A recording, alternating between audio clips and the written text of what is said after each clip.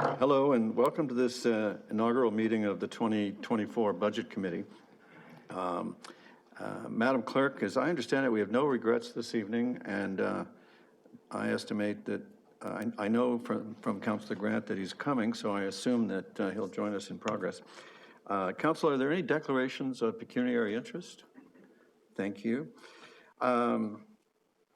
Okay, the first thing on the agenda is a discussion of the strong mayor powers and their essential role in the budget process. And to lead us and the public through that is the town solicitor, Mr. Douglas Carr.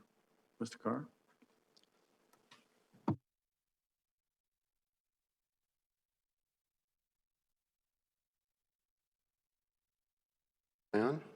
Thank you, Mayor Burton and members of council. I hope everyone can hear and see me okay, either in the chambers or virtually. Yes, you have 4 discussion items before you this evening. The first being a report from the legal department, which, as the mayor prefaced, is a brief outline of the strong mayor powers as they relate to the budget process. So the report before you see, is quite short, and it provides a brief refresh of the strong mayor provisions of the Municipal Act and the regulations regarding the budget process that we discussed at council last Tuesday night. And you will also see that there are appendices to the report that include the full text of the relevant provisions of the Act and the regulations. So you have that also going forward for your reference, going forward in the budget process. And it's really not my intention to go over all the same ground again tonight, but I rather just wanted to provide you with a reference point that you can come back to if you wish and have available as you proceed through this new budget process in the coming weeks. And of course, to be available for you this evening to address any follow-up questions you may have, either tonight or at any time. But I did want to make 4 brief points, if I could, please. The first is the obvious starting point is we're in a new era. It's a new process. All of it as a result of new legislation that came into force, as far as Oakville is concerned, as of July the 1st, 2023.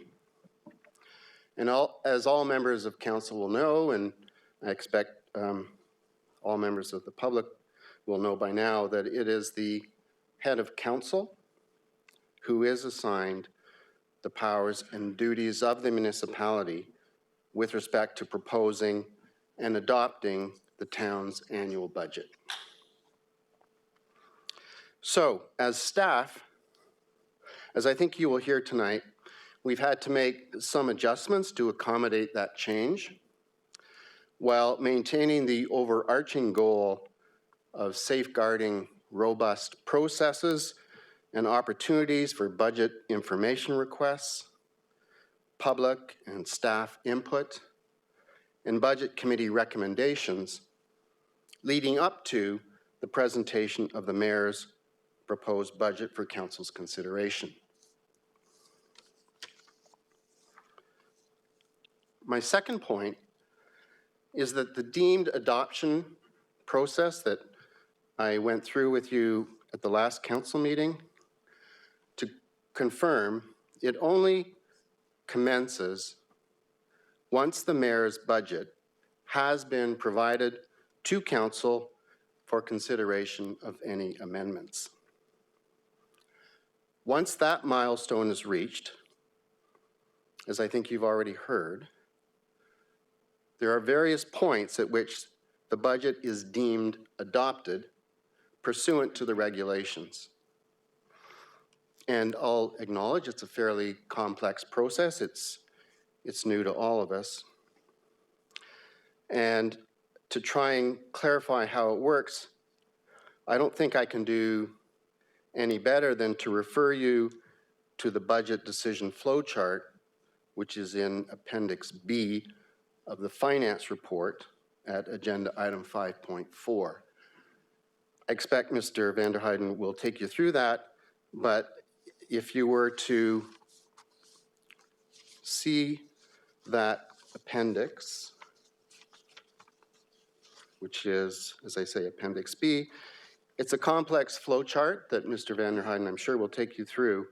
But the point is there are various junctures at which the budget is deemed adopted, depending on how the process goes forward, whether or not there are any council amendments to the proposed budget, whether or not the mayor chooses to exercise any vetoes over any such amendments, and whether or not council chooses to exercise any override powers of any such veto. At each of those 3 points, the budget is deemed adopted, depending on the outcome. So it's a deemed adoption process, but it only commences once the budget has been provided to council at a certain key point. And so my third point really builds off the previous two, which is that this budget decision flow chart that I've just taken you to, it doesn't come into play until the mayor's proposed budget is presented to members of council for consideration of any amendments. So it's complicated. You can put it aside. We'll come back to it as we go through the process. But the key point is there's a trigger which happens down the road when that deemed adoption process applies. And similarly, in the finance report, you will see an appendix which is very helpful. I'm sure Mr. Van der Heijden will take you through this. Appendix A is the proposed timetable for how the budget process will proceed, subject to comments and suggestions from the committee this evening. If you were to refer to that, being Appendix A of item 5.4, on November the 20th is the current proposed date upon which the mayor would provide his proposed budget to council and the public. So if this agenda or timetable is approved, then it's on and after November 20th that deemed adoption process would apply. So my fourth and last point is that in addition to his duty and responsibility to provide the annual budgets, the mayor has authority to continue and establish council committees, to appoint chairs and vice chairs, and to issue directions to staff. Hence, you also have items 5.2 and 5.3 before you this evening, being reports from the Office of the Mayor that address those additional matters. That concludes my introductory remarks, Mayor Burton. Thank you, Mr. Carr. Are there questions for the solicitor? Councillor O'Meara. Thank you, Your Worship. Just with regards to the schedule and the calendar, so once we've approved that, is that fixed or can it be adjusted if things come up? I will defer to my staff colleagues, but I think the intention is that the mayor will be issuing a staff direction and appending to that direction a schedule that aligns with what is being proposed and whatever feedback is provided by the committee this evening. And you will see the staff direction provides that it go forward generally in accordance with that schedule. So I think it contemplates that there is some flexibility, but that's what we're trying to achieve in order to complete the budget process by the end of this year. Perfect. Thank you very much. Thank you, Your Worship. Thank you, Councilor O'Meara. Let me supplement his answer. As a matter of fact, I'll address that when we get to 5.2, and if there's no more questions for the solicitor, perhaps someone would move receipt for information of his presentation. Councilor Dudek, thank you. Any objection? Madam Clerk, there being none, that is carried. So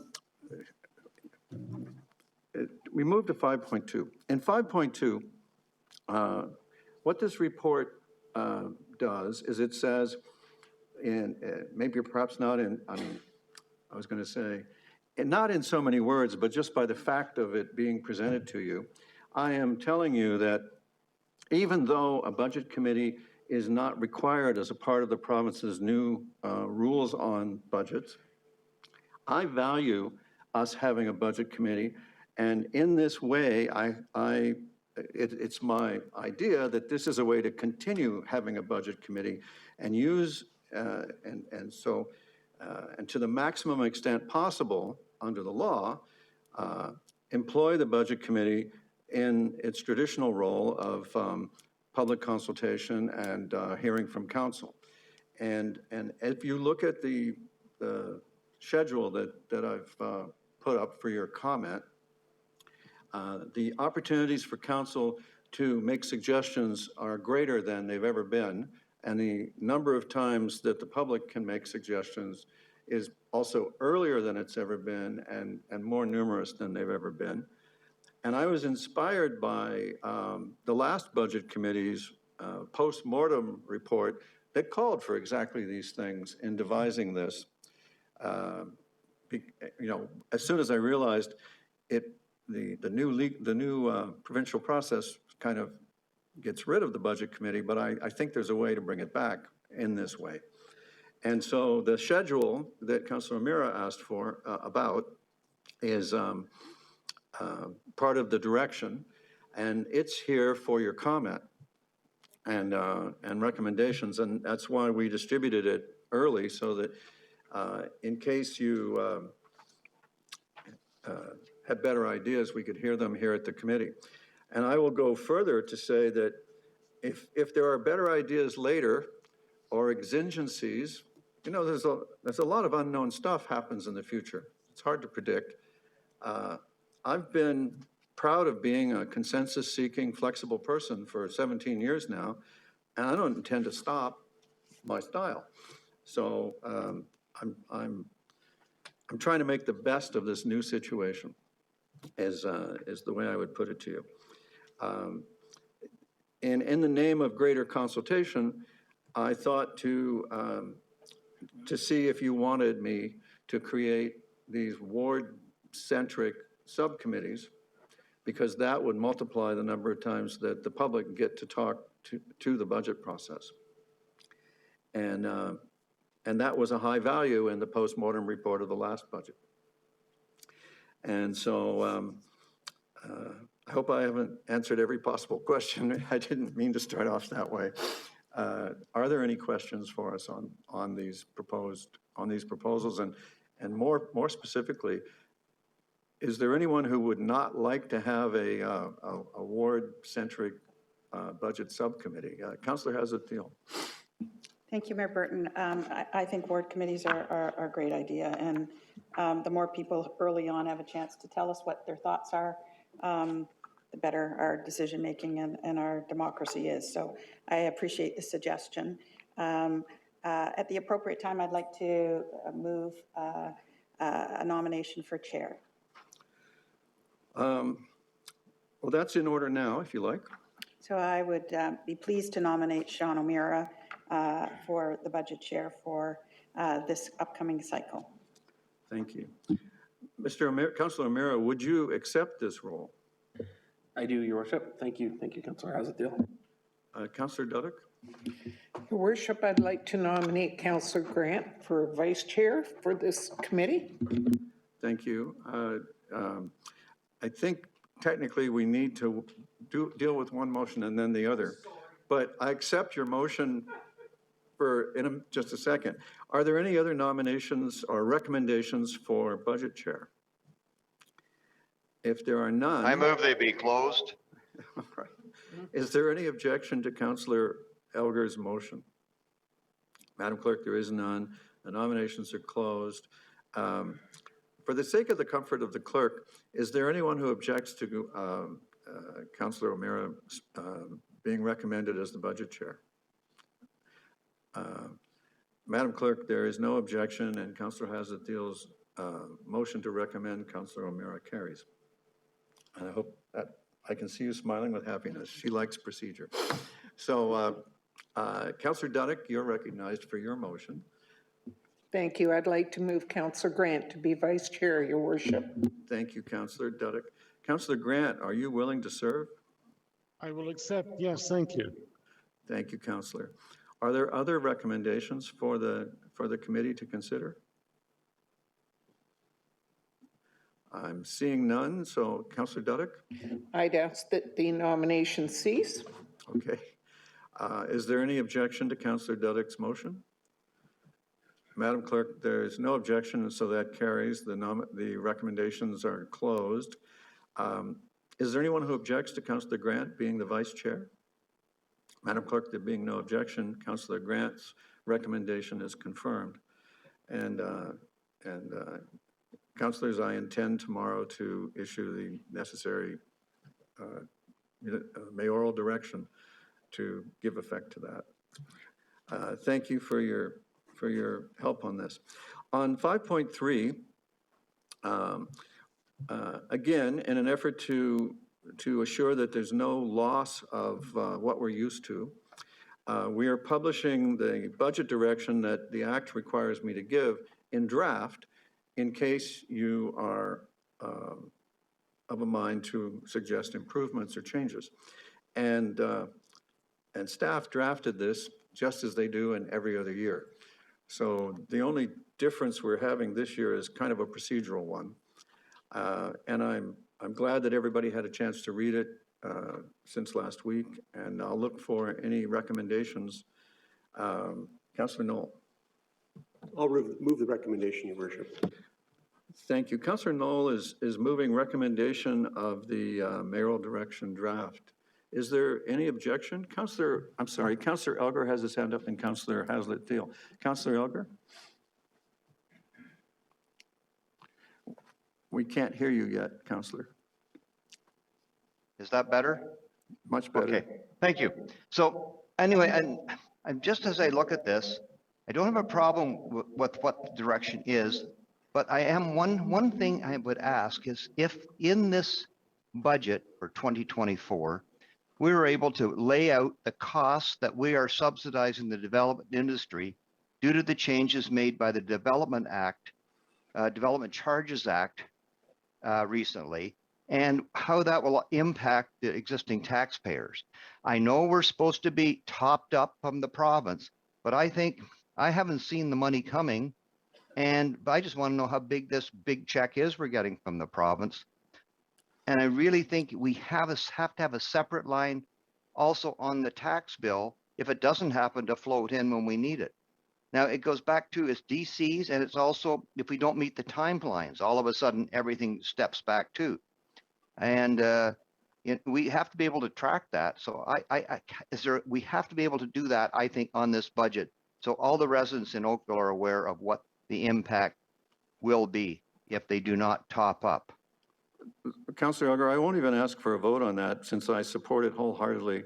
And I can tell you right now that we're going to be, aside from the need to inform the public on it, we need to track it in order to send the bill. I appreciate that. Okay, I thank you for that. So as long as that's a given, I'm fine. Thank you. Oh, you're welcome. Councillor Hazlett-Thiel. Thank you, Mayor Burton. I just wanted to confirm that that will include reporting on our reserves, all the different reserves and their balances. Oh, and of course. any bookmarks? Of course. Okay, thank you. And then my other question is on the schedule. Can I ask that question now? Yes. There is a November 3rd date for Budget Committee recommendations to the mayor. Is it possible that that date procedurally could be November 2nd? I'll take that under advisement and look at the calendar. It's a Thursday, not a Friday. Yeah, I don't have a principled objection to it. the days were chosen out of a count that falls out of the act for the days to do things. And I don't think there's a problem, but with that one little footnote, can I say that's a definite maybe? I would hope that we could get there, but thanks very much. All right. Thank you for the suggestion. I see nothing wrong with it. I just don't want to make a mistake by saying yes if I put a foot wrong. Councillor O'Meara? Thank you, Your Worship. I just have a quizzical question about, we've always tried to tie to CPI, and with the roller coaster that we've been on, and it was down to 2.8% now, I'm wondering how that fluctuation will factor into the 4.5% overall increase. I mean, 3 months ago, it was, 5%. So how are we gauging what we're trying to ask staff to do when it's based on CPI, when CPI is fluctuating month to month at such a radical sort of pace? How have we come up with the 4.5%, and what are we trying to anchor that to? I guess just so everybody is sort of clear with that. So Councillor, this is not the first time we've had erratic inflation. And what we've done in the past and what I'm proposing we do here now is we're picking the best we can do based on the budget pressures that we're facing, and trying to set a bit of a middle target. And it is possible. We're only halfway through 2023, and we're forecasting inflation for next year. Most forecasts of inflation by the authorities have not been accurate for a while. And for that matter, we've been known to miss a forecast.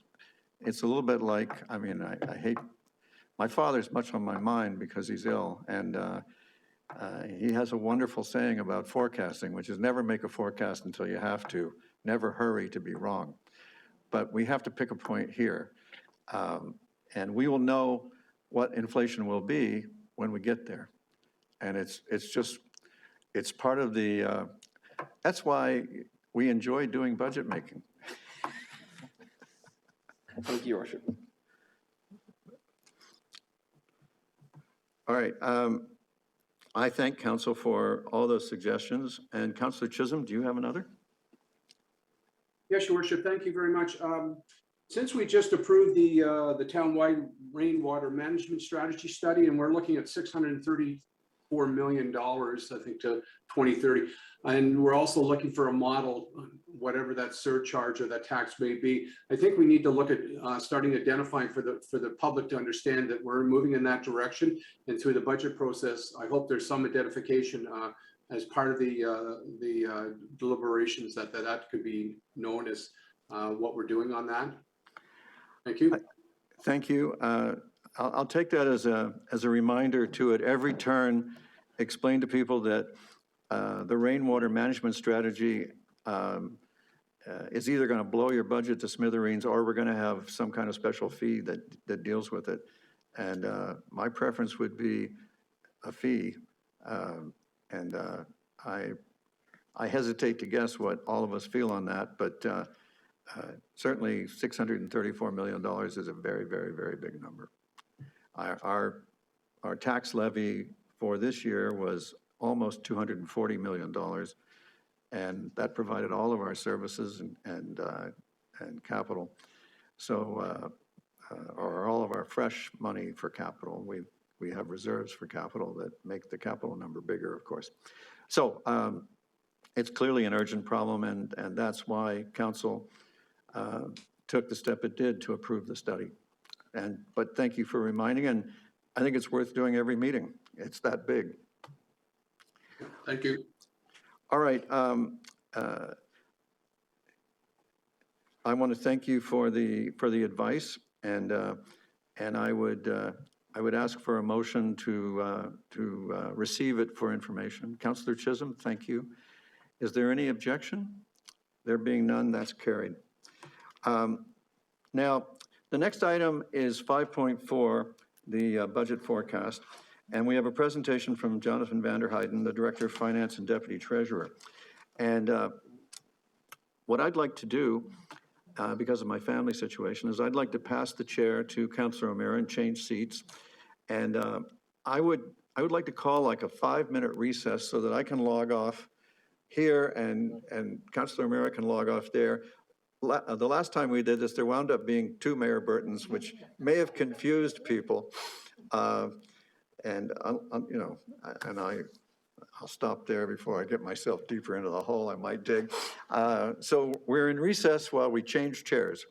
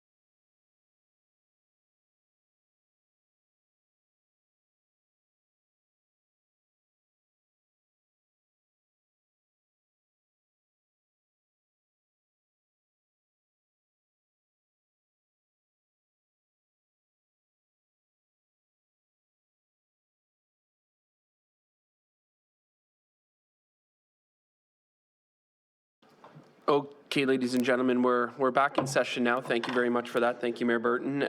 We obviously have our fun tech difficulties to deal with. Thank you very much to council for the nomination and to Councillor Hazard-Thiel. I look forward to working with every single one of you to bring the best budget possible that we can to the residents of Oakville for 2024. So with that, we have a presentation on the budget forecast from staff, and I will turn it over to them. Thank you. Thank you, Chair O'Meara. All right, I'm going to take a few minutes this evening to share a little bit about the town's 2024 budget, including our very preliminary estimates and what we think the process will look like this year based off of what both Mayor Burton and Doug Carr have said already. So let's jump in. Just by way of a very brief agenda, these are the topics that I'll be covering this evening. So we'll start by looking at the 2024 forecasted increase. This is where we're sitting right now. Then I'll walk through some of the key assumptions that we use in building our budget forecast. I will touch on our long-range capital forecast for a little bit. And then as a way of a bit of a reminder for members of the Budget Committee and the public, I do have a slide on the budget principles and financing policies that we use here at the town in building our budgets. Our next item up is the economic update, economic outlook, where we'll talk about inflation and what impact that has on the budget. And that'll address, I think, one of your questions, Chair O'Meara. And then we'll finish off with the budget process and timeline, and that's where we'll go through the schedule that we have in detail, the Appendix A, and we'll look at Appendix B as well. Finishing with a little bit about the information that Budget Committee members may be requesting to assist us in this year's process. So, to start off first, this is our lovely budget driver chart that we show every year. I know it's not the prettiest chart, but it does do a good job of showing what the key drivers are for our budget and what those impacts are on our residents. I'm not going to go through each of the columns like I do at the overview that I normally do in the fall, but I did want to walk through a few of the key lines to share a little bit more about each one and what that means for our preliminary forecast, keeping in mind that this is very preliminary, so I won't go into a lot of detail. So that top line is called inflationary impacts and revenue adjustments. And that's where we incorporate the impacts of inflation on both our costs and our revenues. These primarily relate to our salaries and benefits and our purchased services, including contracted services and insurance. And included in this line are the impacts of the minimum wage increase and the change to the CPP earnings ceiling. The next line down is called capital and growth impacts. And we use this line each year to capture the operating impacts of new growth and new capital projects. So our preliminary forecast here includes operating costs for transit charging infrastructure, Microsoft 365, our new tax system, and the 16-mile sports field maintenance. The line below that is called service level pressures, and this is a new line we've added to start to capture the budget impacts we are seeing on our service levels as a result of a number of different pressures. Some of these pressures are detailed in the staff report and include the various impacts of Bill 23, inflationary impacts on our capital reserve transfers, and the need for enforcement resources. The impacts of these various pressures may be higher than listed here and will need to be evaluated as part of the budget process. The next line down is called the annualization of 2023 approved items.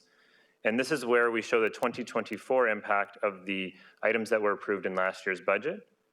And the largest item here is actually the free ride program in transit, along with the remaining impact of some of the positions that were added last year. So the last line I want to focus on is the one that's in that yellow font kind of in the middle of the chart. This is our COVID transition line. And the adjustment you see here for $880,000 is actually a reduction of the $3.2 million that we had last year. And we put that in the budget to reflect the fact that we're seeing decreased ridership, and this was the decreased revenue that went along with it. And in order to not put that on our tax levy, we funded it through tax stabilization funding. That's the line right below it. And the plan was to slowly wean ourselves off of that. And so this $880,000 shows that reduction. And I'll show this more in a little bit on the next slide as well. So when you put all of those various drivers together and you take into account the town share along with the region education, we are projecting a preliminary forecast at 4.5%. So talking about those assumptions just a little bit more. I've mentioned some of them already on the previous slide, but I wanted to highlight them here again. When we take a look at our salaries and benefits, we do that based on our negotiated contracts or what our estimates of those would be. We've also got to build in our the minimum wage increases into our part-time rates. That's another driver that we use. Our rates and fees are listed here as well, as they are updated as part of the budget process and based on the direction from the mayor. Staff will also be doing so based on our user fees policy, as some of these rates and fees were not kept up during COVID. As I mentioned on the previous slide, we've got two items for transit. So the $2.3 million that you see there, that is the estimated number this year for the reduction in ridership. So again, it was $3.2 million in last year's budget, and it's coming down to $2.3 million in this year's budget. And again, our expectation is to fund that with tax stabilization funding to avoid having it on the tax levy. The $1.6 million revenue loss you see here, that is the full cost of the free ride program that was approved last year. Some of those impacts were included last year, and now this year we will have the full impacts in the budget. And then the last two bullets on this slide for our preliminary assumptions is that we would continue with our 1% capital levy. That's an important source of funding for our capital program. And the other one is that we are estimating assessment growth to be 1% for this year. So now I'm going to switch gears a little bit to talk about a couple key items on our capital forecast. So the first one, staff will be busy working on updating our 10-year capital forecast, and that includes looking at what our costs are, the timing of the projects, as well as what the operating impacts are of those projects. Secondly, as you've read in our quarterly reports, capital projects are under a lot of pressure. The non-residential construction price index has increased 12.3% year over year. That was as of Q1. And that amounts to a 32% increase over the past 2 years. So as a result, we need to make sure that our capital budget forecast reflects relevant pricing. And then finally, as part of the capital budget process, we do rely on our asset management framework to assist us as we evaluate all of our infrastructure renewal projects. And then we also use our DC study, which is fed by our master plans, to assist us in evaluating all of our growth-related projects to include in that forecast as well. So this next slide outlines some of the key principles and policies that we follow here at the town to help us ensure financial stability. These are all listed in the staff report, so I'm not going to spend much time on them. But I do want to highlight that they involve us considering the long-term impact of our projects and our initiatives, and considering what those impacts would be on current and on future budgets. All right, so our next slide is the one that everyone's talking about right now. This is about inflation and the economic outlook.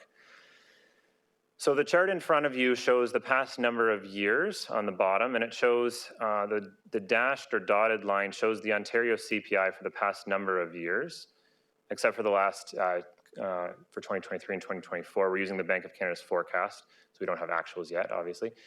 But we've also overlaid this with that green line, which shows the town's overall tax bill increase. And as you can see, we have generally kept quite close to inflation over the years, with the exception of the last couple of years when inflation has spiked.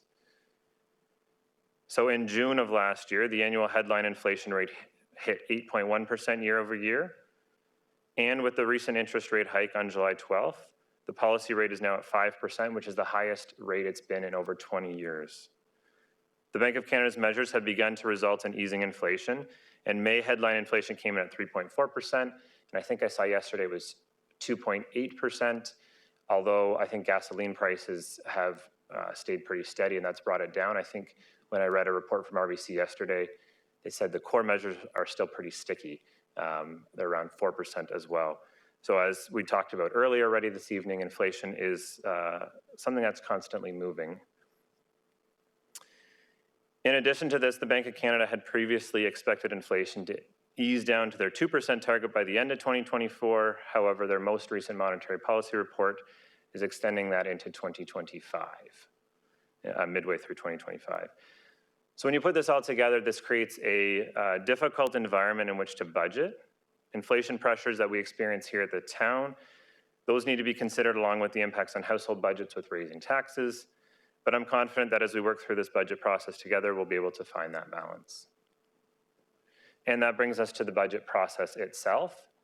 So I have up here Appendix A from our staff report that Doug Carr had mentioned earlier, and I'm going to walk you through this relatively simplistic timeline.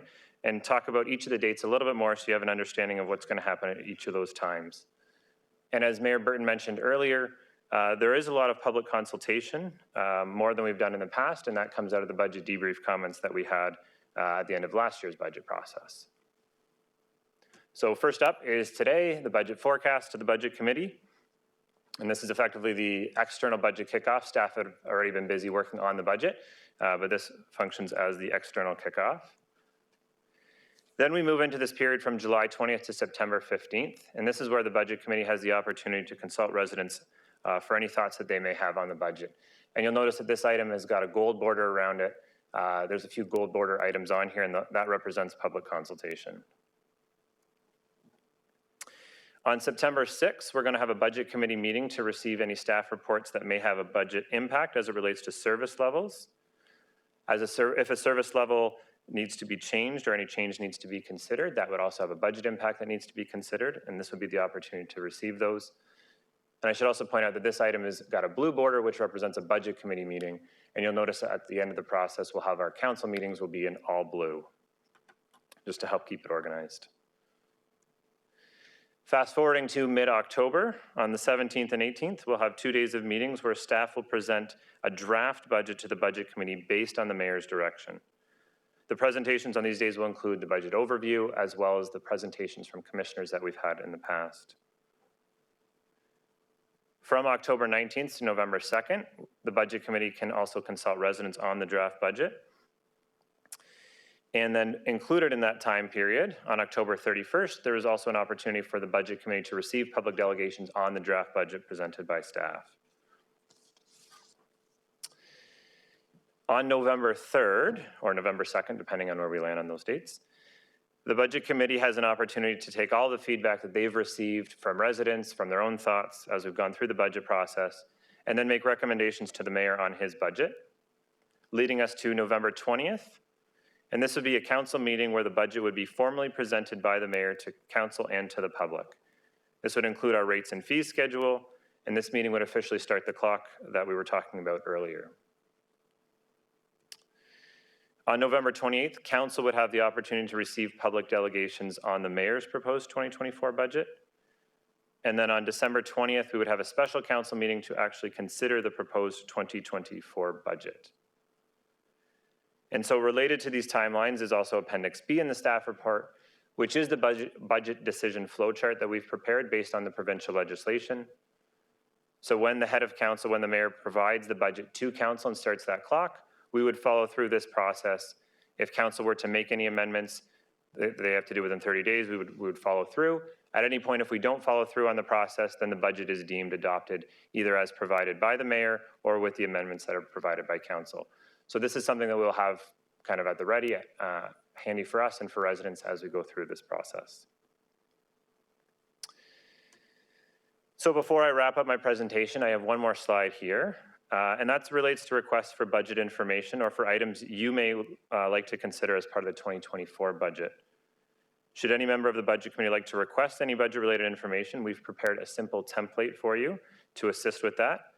Dalabar is going to send that template out to you tomorrow morning, and you can fill in any requests that you may have and then send it back to the Office of the Mayor, as well as to staff via that email address you see on screen. And if I can politely ask you, the earlier you get those in, the easier it is for us to respond, so that would be great. That wraps up my presentation for you this evening, but myself, along with Nancy Sully, our Town Treasurer, and Dalabar Stankovici, our Manager of Financial Planning, will be happy to take any questions should you have them. Thank you very much, Mr. Vander Hayden, for that presentation. I can tell you already, October 31st, Halloween night for public delegations might end up being problematic, but as it usually does. I see Councillor Elgar has his hand up. Councillor Elgar? Thank you. Through you, Chair O'Meara. Just a question on the free ride, the $1.6 million. Will you be providing information on the number of riders that are taking advantage of this, which is good, but I think we need feedback to just how that is working, that program, for a full year basis, what you're projecting. Through you, Chair O'Meara. That's certainly information we can provide as we go through this process. Okay, I thank you for that.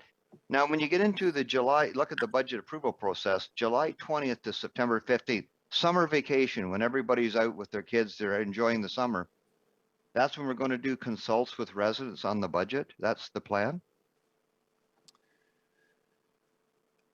Through you, Chair O'Meara, I think that that provides an opportunity for the Budget Committee and the Budget Subcommittees to consider different ways that they can do public consultation with the residents in their wards or across the town as a whole. I would leave that to those Budget Committees and Subcommittees as to how best to do that given that timeline or that time period. Are we going to have a lot of information to give out to them effective July the 20th from yourself? Through you, Chair O'Meara. I don't believe that we would have a great deal of information to provide to you at that point, but I do think that you could provide information about the budget process, about asking any questions that residents may have as it relates to budget-related issues or service levels or things of that nature. But we will have nothing really. We won't have anything basically from the budget staff to go out to them to say, this is what we're looking, here's what it's looking like right now and what we're going to do, correct? Through you, Chair O'Meara. Would you like to deflect that one over to the mayor for a minute, who's got I'd be his happy hand to. up? Mayor Burton. Thank you, everybody. Councillor, new to this process is public consultation at the intake side, rather than only having public consultation when it's written and published.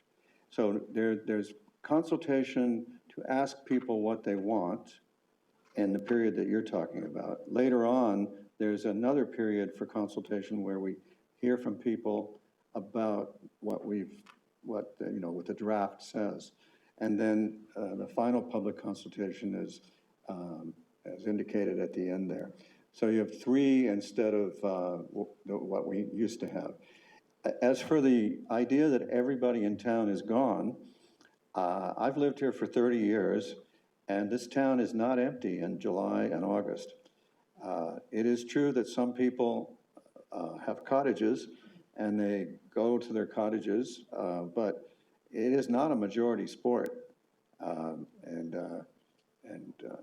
So I would resist the characterization that nobody's here.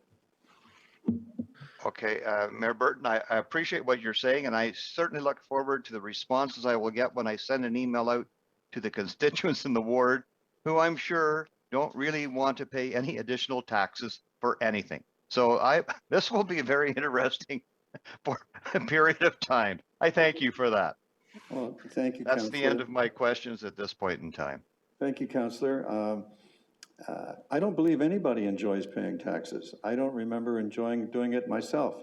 In fact, I'm very proud of the way this council has a terrific record that the Deputy Treasurer just showed in a slide at keeping increases down from the rather larger style of increases that there used to be before we introduced, with your help, performance budgeting. Thank you, Mr. Mayor. Next, we have Councillor Hazatiel. Thank you. Through you, Chair O'Meara. I just wanted to ask, in terms of the budget kind of consultation and the process, the Oakville Chamber of Commerce has always appreciated the budget chair, and last year, the treasurer and assistant treasurer coming to consult with them. Will that be incorporated in just a general consultation that happens sometime between November 20th and 28th? And has anybody turned their mind to that? Jonathan, are you okay with that? Through your Chair O'Meara, I think the mayor might actually have a better answer than me on that one. Mayor Burton, we look forward to your wise wisdom here on this one. We are going to continue. I'll even use a microphone. We're going to continue to consult everybody we can, including everybody we have. Thank you for the reminder, but consulting with the chamber on our budget has been a hallmark of these last 17 years, so have no fear. We're not losing anything, we're gaining. Thank you very much. Councillor Hazatiel, is that everything for you? Councillor Adams? Thanks very much. I just, following up on your comment about October 31st, I thought maybe that would be a daytime October 31st, not an evening meeting. But if that's not the case, I might also suggest that it move to the next day or something. And I wondered if we do have a plan for an evening and daytime delegation day. Yes, we do. And I'm assuming that October 31st won't be an evening meeting, so It's a good assumption. excellent. Thank you very much. I don't know how to break the news to you, but I've heard of Halloween. Thank you very much, Your Worship. Thank you, Councillor Adams. Are there any other questions that anyone has of staff at this point? So I'd be looking for a motion to receive the budget forecast and staff presentation. Councillor Longo, all in favor? Seeing so, that carries. Moving on to confidential discussion items, I do not believe we have any at this point. So then it is just adjournment. And do we need anything for that, Becky? No. We are adjourned, ladies and gentlemen. Thank you very much for coming tonight, and good luck at the movie in the park tonight. All the best. We're adjourned.